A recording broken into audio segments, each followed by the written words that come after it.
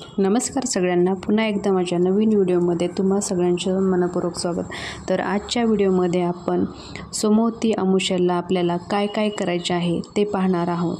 तर ज्या सोमवारी अमावस्या येते त्या सोमवाराला सोमवती अमावस्या म्हटले जाते।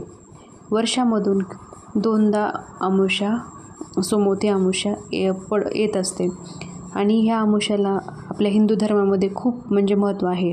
या दिवशी ज्या विवाहित स्त्रिया आहेत त्या काय करतात, व्रत धरतात आणि ते व्रत कशासाठी धरतात, आपल्या पतीच्या दीर्घ आयुष्यासाठी हे व्रत केले असे म्हटले जाते की सोमवती अमावस्याला जे कोणी महिला व्रत करतात त्यांच्या त्यांच्या पतीचे आयुष्य हे दीर्घ आयु होते असे विधान आहे।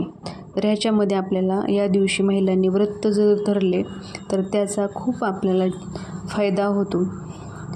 आपल्याला या दिवशी काय करायचे, या दिवशी ज्या विवाहित स्त्री आहेत त्या पिंपळाच्या झाडाला दूध, जल, पुष्प, अक्षत, चंदन हे घेऊन पूजा करतात आणि पिंपळाच्या वृक्षाला 108 धागा त्या बांधतात आणि त्याची 108 वेळा परिक्रमा करतात आणि ते परिक्रमा केल्याच्या नंतर त्या दिवशी आपल्याला दान धर्म पण करायचे असते।